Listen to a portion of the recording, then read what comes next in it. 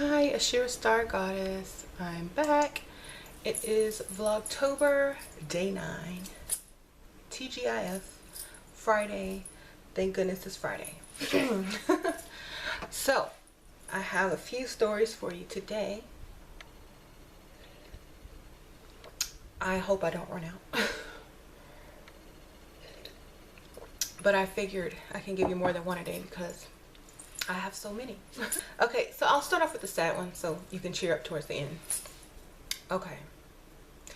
In all respect, I like to say that before I start because, you know, some people might take offense to this or have lost someone recently or have a similar situation. So if you're still sensitive about, you know, the subject of losing someone, you know, fast forward through this part. Working in the funeral business, you have to deal with all types of death. And the hardest one to deal with is the death of a child. When I was working in the funeral industry, I did not have children. I was very, very young. And I didn't have children. So working with kids was not as hard for me as it would be for a mother or someone who has children. It was still sad for me, but I could not personally relate to having a child or even losing a child. So it was a little bit easier for me to deal with, but it was still hard. I mean, I loved kids before I had kids, but so it was still hard. So when there was this little girl, she's about 18 months. I remember like details because it just sticks out to me. She was 18 months old. I think she died in her crib, like crib death they called it. And she was really cute. You know, she looked like a doll just laying there. You know how little girls have those like long eyelashes and those little baby doll eyes and that really sweet soft baby doll skin and the little curly hair. She looked like a doll.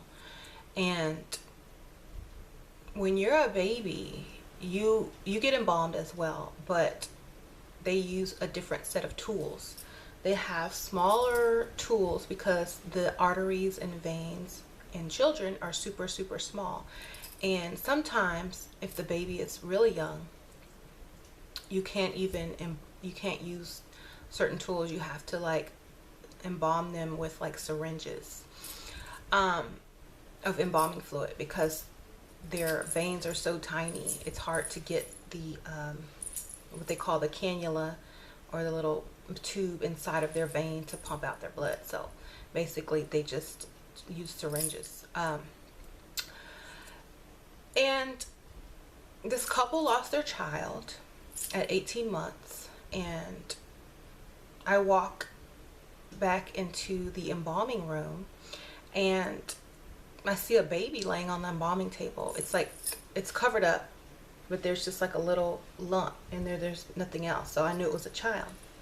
So I uncover the baby and I'm looking at the baby, and I've never had a baby back then. So I was feeling sorry. It's like, oh my God, this little baby's back here all alone, no mom, just, and the baby looked like a doll. So I picked up the baby.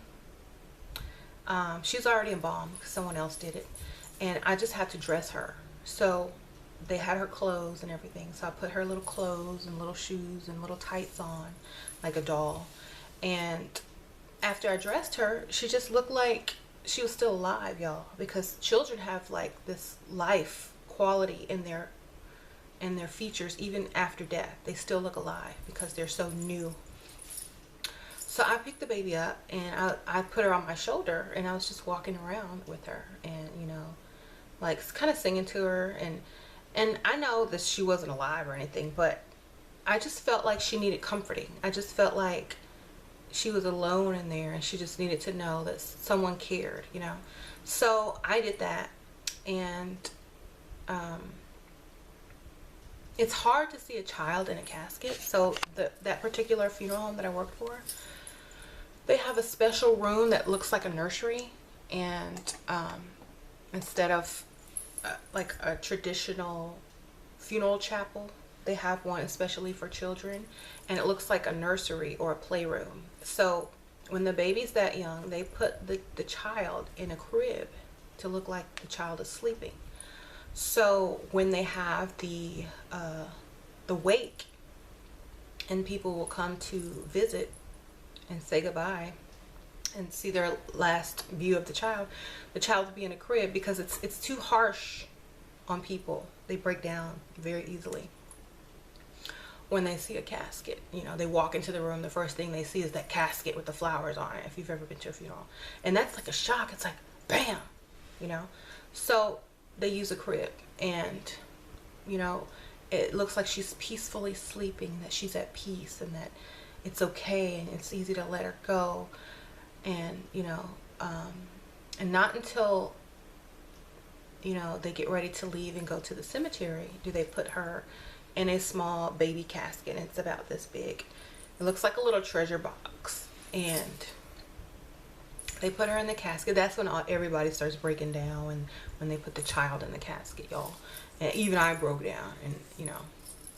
So then we go, they always use a white hearse for a child's funeral, at the particular funeral home that I worked at, and black hearse for the other funerals, unless a white hearse is requested. But in children, we use white hearses. And so we got to the cemetery.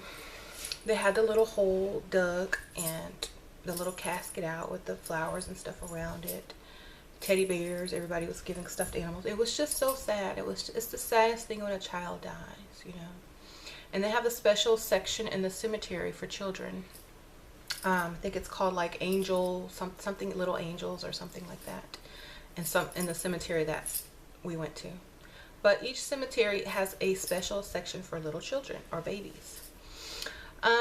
Okay, so that sad story. Sorry, but I had to share. Okay, so the next story is when a rich man dies. Okay. When a rich man dies,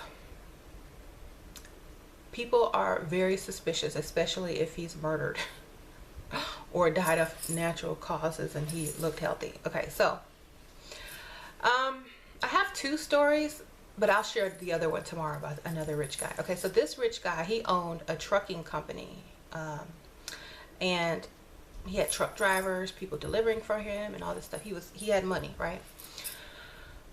They lived in a very nice part of town.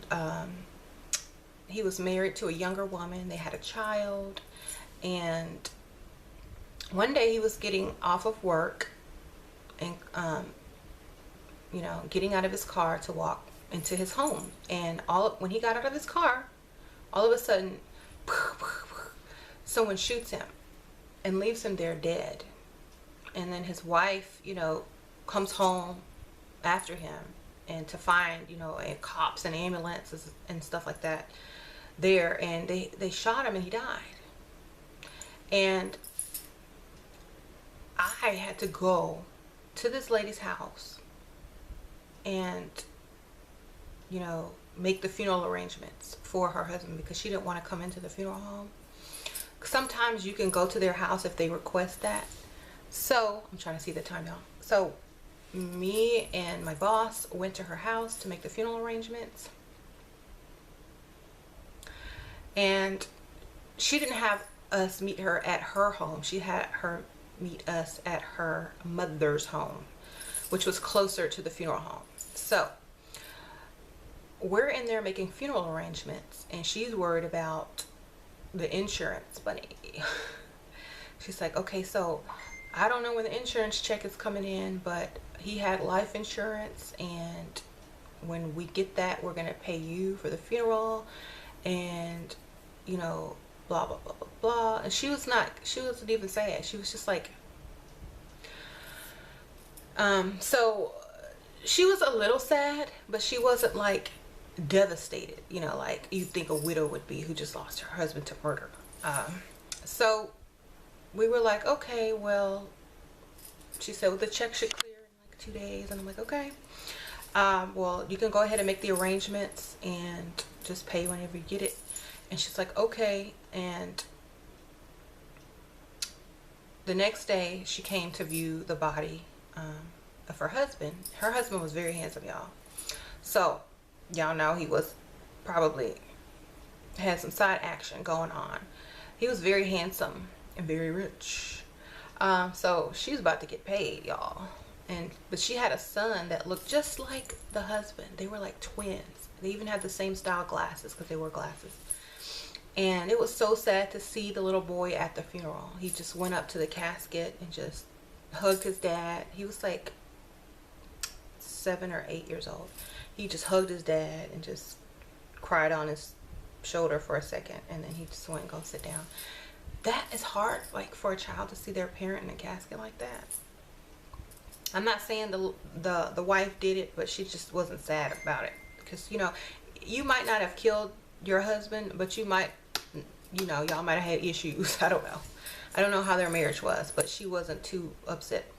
Anyway, so yeah, that funeral, all his truck workers wanted to like lead a funeral procession of like giant trucks. So we had to like drive around the freeway with all these trucks and police escorts. Anyway, so they think, like, the police, they came and questioned it and stuff like that, and they were like, we think an ex-employee that got fired or let go was the murderer. So that's how they closed that case. They think it was somebody who worked for him because he had fired someone and they were really upset. So they think it was him. I don't know. We don't get like the aftermath of what's going on, you know. So we just get part of the story. Okay, so let's see how much time I have left. Okay, so one more story. This is a gypsy funeral. Okay, a gypsy funeral is fun. It's like a big party. A gypsy funeral is a celebration. The family was a gypsy family. They said, we're a gypsy family and we need to know if you can do our funeral. We like to have a party. We like to drink alcohol. We bring a big feast. We set up in the funeral home. We party all day long. We want y'all to drink with us. If y'all can't drink with us, we can't celebrate like we need to. So this was the funeral home that I worked at where the guy smoked weed. So he was all about it. He was like, yeah, come on. So he told me, go have fun, go drink, go do whatever you need to do with these people. Just keep them happy and make sure they don't steal nothing. So I was like, okay. So I was sitting there drinking. I didn't eat. I made ate a few like hors d'oeuvres, but I didn't really eat none of the food. I was just drinking. I was like, I'm getting paid to sit here and party and drink, so I'm good. And they had music. They were just partying. Oh my gosh! Like I love that idea of a gypsy funeral. And it's funny because, I'm sorry y'all had a gypsy funeral. These were like real gypsies. They were like, they had the accent and everything, y'all. You know, from Europe, from Romania, or wherever they, you know, they travel. So they come to America and then they start their family here, and some of them were Americanized, some weren't. They were like, we couldn't find any other funeral home that would let us do this, because this funeral home was like in the bad part of town. So they had to come all the way over here, I mean over there to that funeral home, because nobody else would cater to them except him, because y'all know he's about that life. So that was a fun funeral. Lasted all day, got to drink all day, and it wasn't like wine, it was like liquor. So I was tipsy and I was happy. So yep, I'm gonna end it here. Thank y'all so much for watching. Thumbs up if you like my stories. Stay tuned. I'm going to do another topic video, and I'll see y'all tomorrow. Bye.